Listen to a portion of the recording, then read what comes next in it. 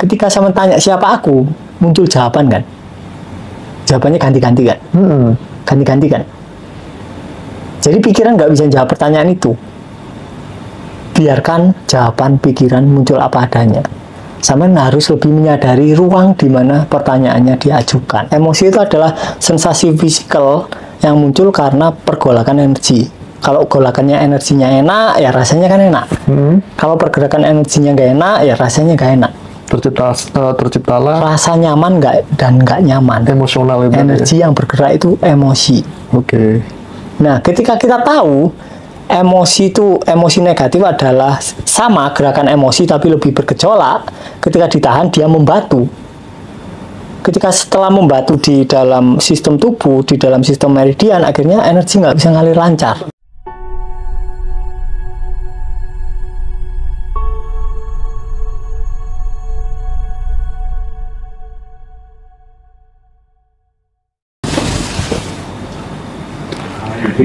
Oke Mas. Berikutnya Mas, apakah meditasi bisa mengatasi masalah? Nah, sekarang tak tanya. Pertanyaan. Ya, balik tadi. Definisi masalah itu apa?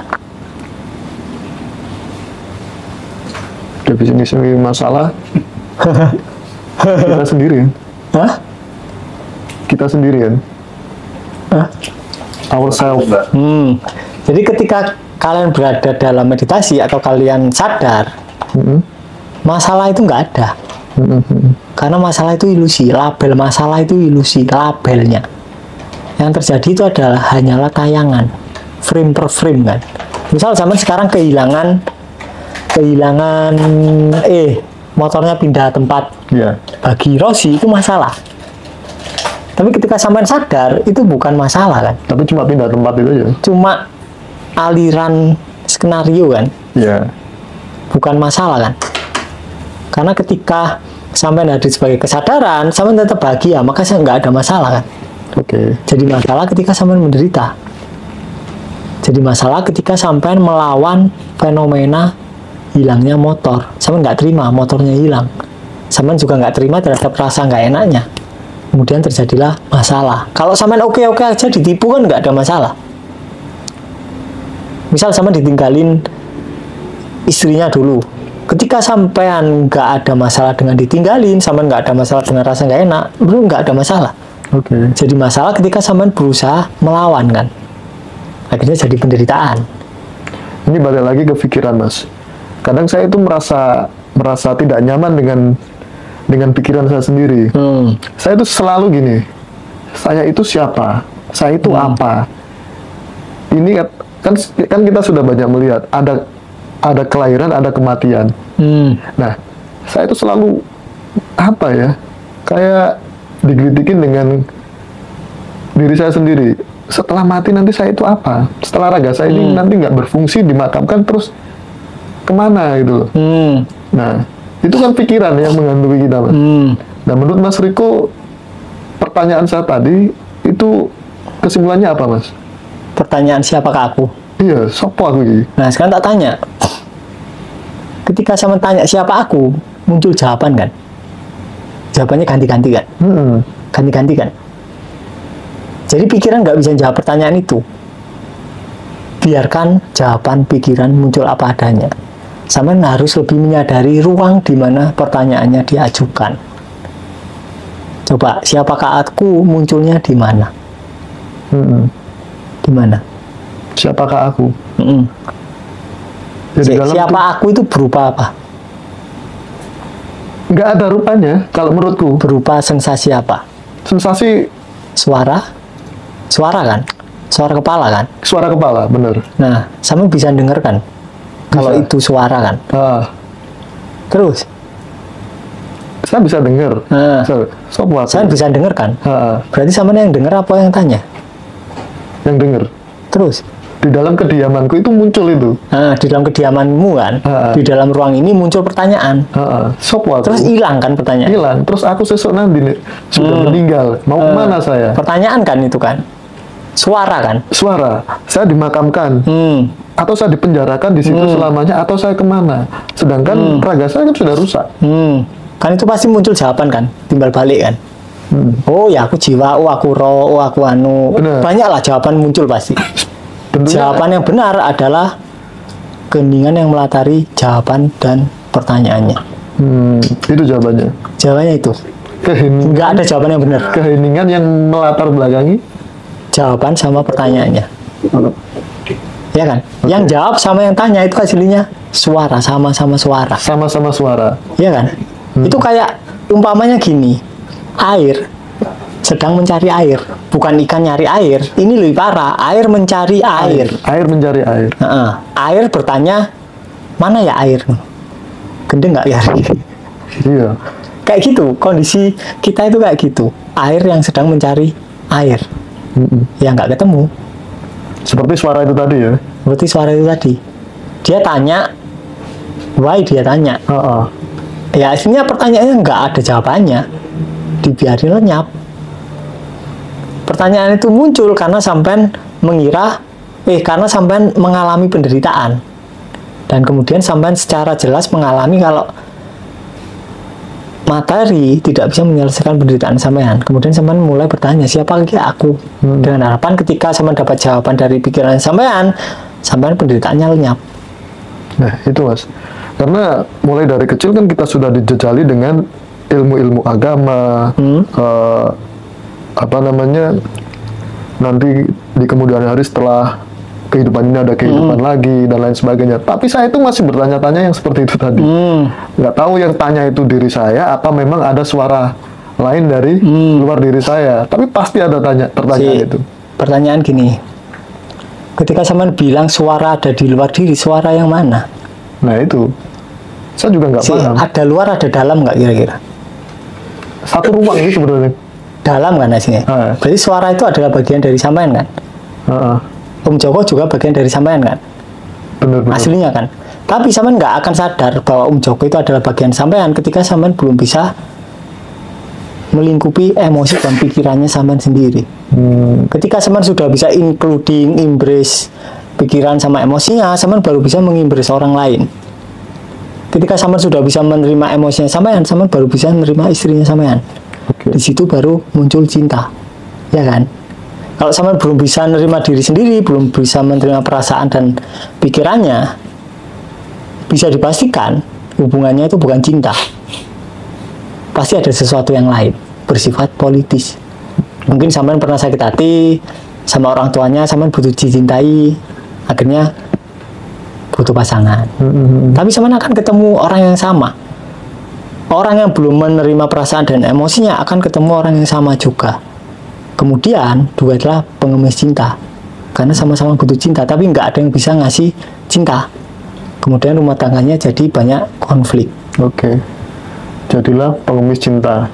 Duet lah, nyanyilah kita. Jadi judul lagu dangdut ya? Iya, lagi judul dangdut. Berarti yang nggak tanyakan, berarti kematian itu ada mas?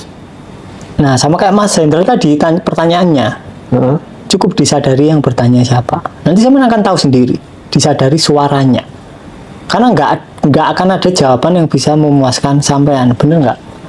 Mau sampean baca buku 1000 pun tentang kematian, nggak akan memuaskan sampean. Karena cuma sebatas kata-kata dan suara. Berarti biarin kosong gitu aja. Biarin, itu tanya ya udah biarin, kan itu cuma ngomong doang kan, lewat kan suara kan. Kayak sampean berdiri di pinggir jalan, sampean nontonin mobil-mobil lewat, nggak ada satupun mobil yang penting. Bener.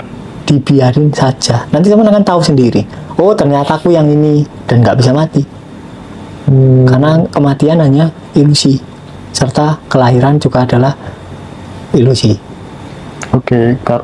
Sama yang Mas Hendra tadi katakan bahwasanya kalau misal ada reinkarnasi di muka bumi ini mesti jumlah manusia bertambah. Presisi. Presisi. Sedangkan kita kan fluktuatif, kadang naik kadang turun. Gitu. Berarti itu ya, jawabannya adalah kosong. Kosong. Tanpa konsep apapun. Itu ada yang kirim WA tadi, ada teman yang tanya itu sih. Sorry, aku nggak masuk pak. Masuk. Oh nggak masuk. Soalnya agak error. Ada yang tanya gini sih, Mas titip pertanyaan dong buat Mas Riko bahas no time dan kehidupan frame paralel. Itu loh. Oke. Gitu. Gimana Mas Riko? Notem, paralel, multiverse lah. Ya. Nah, entah kita percaya atau enggak, tapi multiverse itu bisa digunakan sebagai itu asumsi kita. Contoh lah, lebih gampang mana? Misal gini lah, lebih gampang mana sampean mengubah dirinya sampean atau sampean shifting ke identitas lain? Shifting ke identitas lain. Lebih gampang kan? Lebih gampang. Karena sampean tahu itu udah kejadian. Iya. Sama kayak ajarannya Neville Goddard lah. Karena ajarannya kan acting lah seakan-akan udah kejadian. Sampean bisa acting nggak kira-kira? Susah kan, perlu usaha kan. Iya. Tapi ketika sampean berasumsi kalau ada universe lain di mana sampean udah kaya, sampean tinggal jadi orang itu. Actingnya natural, pelan-pelan kejadian. Jangan acting sebagai Raffi Ahmad, tapi sebagai dirinya sampean yang itu udah kaya. Terlepas dari multiverse ada atau enggak, teknik itu sangat potensial kalau kita gali lebih dalam. Ini materi terakhir sih. Materi terakhir, tapi banyak orang kayaknya nggak paham. Iya. Di workshop. Nanti workshop muncul ya materi ini. Materi terakhir ini. Oke teman-teman, nanti yang ikut workshop bisa langsung dengan Mas Riko Shifting apa? shifting apa mau? Shifting identitas. Nanti kita kupas di pas acaranya Mas Riko. Oke, Mas. Terakhir Mas. Aku diguyu terus sama Mas Riko. Apa Mas? Udah, itu aja. Oke. Mas, saat ini banyak orang yang khawatir dengan adanya AI. Mesti dari pekerjaan yang digantikan AI jadi temen ngobrol para remaja dan lain-lain. Gimana ini cara menyikapinya? Ya nggak usah disikapi. Mau nyikapi apa? Balik lagi ke ketakutan. Kenapa sampean perlu bereaksi terhadap AI? Karena ada rasa kekhawatiran. Ada kekhawatiran kan? Berarti yang salah AI-nya apa? Khawatirnya sama ya? Kekhawatirannya. Ya udah kan, tinggal disadari kan. Mau sampean usaha apapun untuk melenyapkan kekhawatiran, sampean tambah khawatir. Ya kan? Bener kan? Jadi nanti akan terbagi jadi dua kubu dengan AI. Ada kubu yang tersingkirkan dengan AI karena dia punya kekhawatiran. Ada kubu yang bisa memanfaatkan AI karena dia tidak ada kekhawatiran. Jadi kan banyak faktor nih yang membuat kekhawatiran merebaknya AI ini. Mungkin salah satunya adalah SDM yang belum siap. Yang kedua memang ada orang-orang yang modern atau masyarakat kekinian yang sudah siap dengan AI. Nah, masalahnya untuk orang-orang yang belum siap ini seperti apa, Mas? Dilepas saja atau gimana? Disadari kekhawatirannya. Yang penting itu. Karena kalau nggak disadari, nanti mungkin muncul selain AI ya, kalian tetap akan terpengaruh. Sama kayak gini lah. Waktu Indonesia inflasi dulu lah. Krisis moneter. Yeah. Kan banyak orang yang nggak terpengaruh dan makin kaya. Kenapa orang lain jadi bangkrut? Kan ada dua kubu kan? Benar. Nah, gimana caranya kita berada di kubu yang benar? Oke. Atau di kubu yang tepat lah. Nah, caranya ya kita harus menyadari reaksi emosi kita ketika itu terjadi. Karena semua reaksi kita, kalau kita bereaksi ya makin melestarikan identitas kita dan pasti ya makin buyar.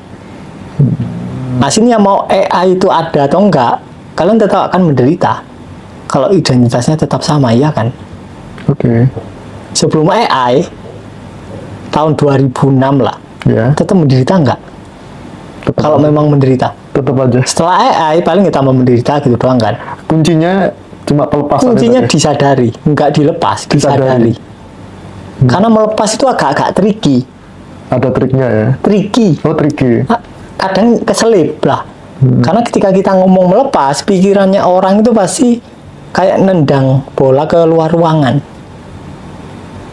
Padahal kalau kita bicara letting go, yang dimaksud letting go itu adalah melepaskan penolakan, bukan emosinya. Emosinya nggak dilepas.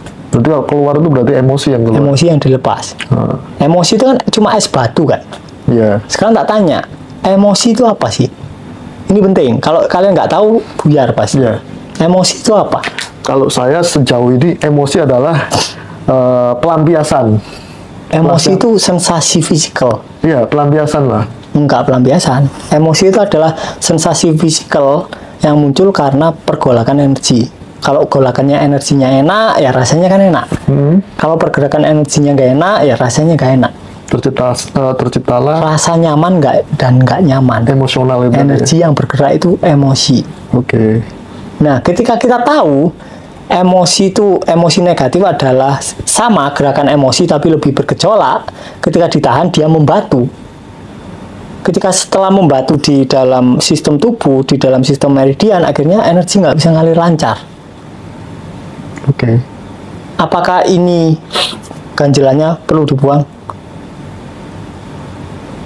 Misal pipa lah, teman punya Sumbat. pipa di rumah. Sumbatnya itu bukan gara-gara kotoran, sumbatnya itu gara-gara airnya membatu pada beberapa sisi pipa. Cuman gimana buangnya? Nggak bisa. Nggak bisa. Jadi sumbatan dan masalah. Iya kan? Semakin kalian lawan itu semakin menges batu. Kalau dibiarkan dia jadi air lagi, lancar lagi. Cair dengan sendiri. Ini sama-sama energi. Benar. Sekarang kalau kita mau hitung-hitungan, semua orang itu berusaha menarik energi positif untuk kepentingannya, ya kan? Benar. Kalau kita mau hitung-hitungan jenis energi apa, kan kita ngelabeli energi positif negatif kan? Jenis energi apa yang banyak tersedia di atmosfer? Kalau semua orang narik yang positif, yang paling banyak apa? Negatif kan? Negatif. Labelnya positif negatif. Hasilnya energi itu kan murni kan, nggak ada positif negatif. Ya disadari aja. Oke. Gampang lah itu, nanti mudeng. Percaya alien. Ah, alien. Percaya nggak? Oh iya. Alien. Dengan adanya alien atau yang sekarang kan lagi apa ya? Dari dulu sih sebenarnya kita bicara alien, UFO, tapi kan belum ada yang bisa membuktikan secara real wujud dan bentuknya seperti apa, tempatnya di mana. Menurut Mas Riko seperti apa ini? Menyikapi Ya aku nggak tahu ada atau enggak. Sekarang pentingnya apa? Sampean tahu alien ada atau enggak? Pentingnya apa wis? Pentingnya adalah menjawab penasaran kita, karena itu kan sudah dijejali bertahun-tahun di pikiran Nah, kita. kalau rasa penasaran udah terjawab, untungnya apa?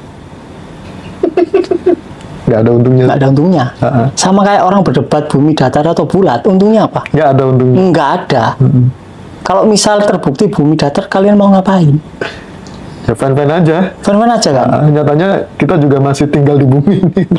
Sama kayak orang debatin, itu topimu bulat, enggak itu kotak gitu. Nggak penting kan hasilnya. Penting banget. Nah itu, jadi sebisa mungkin hal-hal yang tidak penting itu nggak usah terlalu digubris, karena akan semakin membebani kalian, malah Absurd, susah gerak, absurd lah. Ya, Alien dan lain-lain ya mungkin ada, tapi ya nggak penting juga. mau ngapain kita? Adapun juga. Kalaupun kita tahu ada alien, kita mau tembakin juga nggak nutut kan? Iya. Mau ngapain? Kecuali kalau aliennya udah datang ke sini mau menjajah, barulah kita bereaksi. kita bereaksi. Iya. Tapi nggak tahu, ya kan? Bener. Nggak tahu ada atau tidak. Daripada berasumsi sampean puyeng, mending tidur. Tidur. Ini rebahan. Mending The rebahan, power of rebahan gitu. ya kan? Oke. Nanti teman-teman juga bisa belajar gimana caranya kita belajar apa Mas? The power of rebahan dengan Mas Riko. Oke Mas, mungkin ada pertanyaan lagi Mas dari Kamu teman-teman. mau curhat apa terakhir gitu? Soal apa gitu? Soal Curhat untuk memutus kesialan. Ya kesialannya pasti ada kaitannya sama orang tua. Balik lagi ke tadi lah.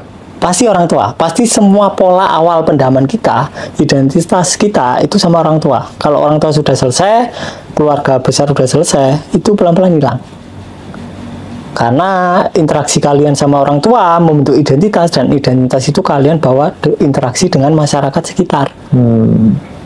Makanya cerminan interaksi kalian sama orang tua itu akan tercermin ke lingkungan. Kalau misal waktu kecil kalian ditinggalkan oleh orang tua, kemungkinan besar nanti gede kalian akan ditinggalkan orang, entah istri, entah suami, apapun lah. Coba kecilnya pernah ditinggalin nggak? Atau merasa ditinggal? Sama orang tua. Dari kecil tinggal merantau Mas kita. Mas. Oh ya udah. Oh, tinggal tujuannya akhirnya bener ya Mas? Bener, pasti dari orang tua. Mas, kalau orang tuanya meninggal gimana? Ya sama. Sama ya. Ketika orang tua meninggal, kalian diasuh siapa? Nenek. Ya berarti itu sama nenek. Nenek yang secara tanpa sengaja mencetak identitasnya. Misalnya salah satu orang tuanya meninggal, kayak aku dari kecil gitu, bapak meninggal. Tapi ada kemungkinan akan ditinggalkan orang, nggak gitu kan konsep? Nggak selalu. Oh, Sampean mungkin akan butuh validasi orang, karena sampean nggak dapat validasi atau pengakuan dari bapaknya waktu kecil. Kemungkinan itu. Kalau pihak pria. Ya, bener Mas ya.